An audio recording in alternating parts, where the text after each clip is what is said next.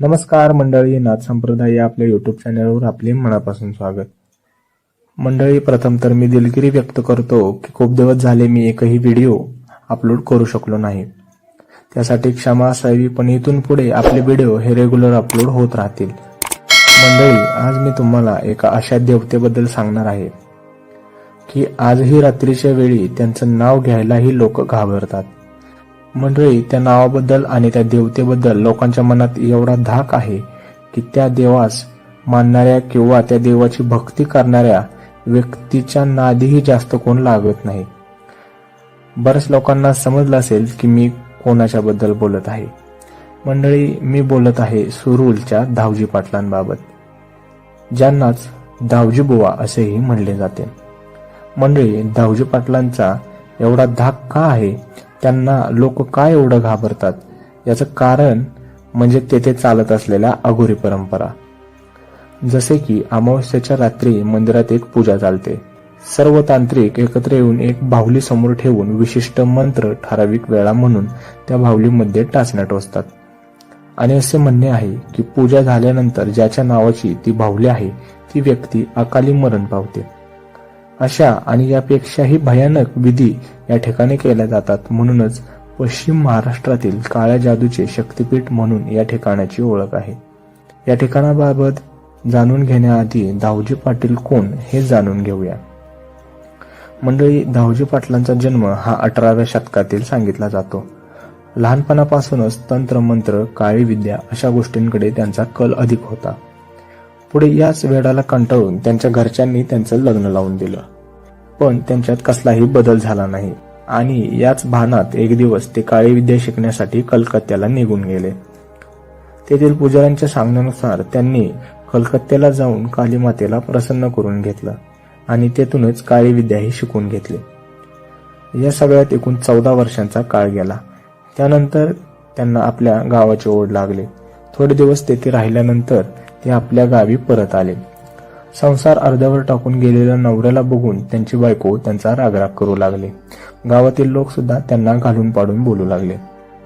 पण एक दिवस गावात अशी बातमी पसरली की धावजी पाटलांनी एका माणसाला त्याच्या बैलगाडी सोबत उचलून हवेत फिरवलं. ही बातमी पंचक्रोशीत वाऱ्यासारखी पसरली आणि बघता बघता धावजी पाटील हे गावकऱ्यांसाठी देव झाले. त्यानंतर भीतीपोटी का होईना पण सर्व लोक त्यांना मान देऊ लागले.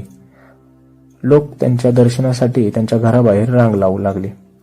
पण हे फार काळ चालले नाही, कारण नंतर लोक धावजी पाटलांच्या अघोरी विद्येला घाबरू लागले. त्यांच्यापासून लांब राहू लागले. खुद्द त्यांची बायको पण त्या गोष्टीला घाबरून माहेरी निघून गेले. मग पुन्हा धावजी सुद्धा लोकांपासून लांब राहू लागले. रानामनात फिरून आपली साधना करत राहिले. एक दिवस कालीमातेने स्वप्नात येऊन तू मांढरदेवी म्हणजेच काळूबाईला शरण जा असं त्यांना दृष्टांत झाला. आणि मग कालीमातेची आज्ञा मानून धावजी पाटील हे वाईच्या सुरुल या गावात येऊन राहिले. तेथे ते काळूबाईची सेवा करत करत लोकांच्या समस्याही सोडवू लागले. त्यांचे प्रश्न नेहमी निकालात काढू लागले.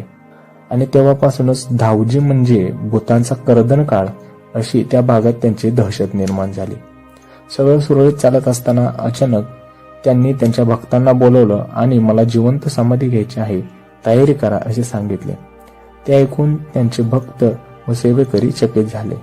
पण ही कालीमातेची इच्छा आहे असे सांगितल्यावर लोक तयार झाले. आणि एक दिवस अमावस्येच्या रात्रीचा मुहूर्त गाठून त्यांनी सुरुल या गावी जिवंत समाधी घेतली. त्यानंतर आज त्या ठिकाणी मोठं मंदिर उभं राहिलं आहे.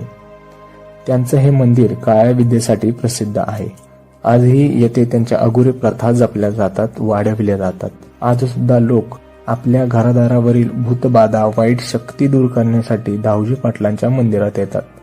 त्यांना खुश करण्यासाठी त्यांच्या समाधीवर शेकडो कोंबड्यांचा आणि बकऱ्यांचं रक्त वाहतात. गांजा, दारू, सिगरेट, अंडी, मटण याचा भोग लावतात आणि चमत्कारी रीतीने त्यांच्या समस्याही दूर होतात. एखाद्यावर करणी करायची आहे, एखाद्यावर मूठ मारायचे आहे, तारण मारण, उच्चाटन, वशीकरण यासारख्या सर्व प्रकारच्या विधी क्रिया या ठिकाणी केल्या जातात. म्हणूनच तांत्रिक लोकांसाठी हे मंदिर हे खूप महत्वाचं ठिकाण आहे आणि म्हणूनच या ठिकाणाला सर्व लोक घाबरत असतात.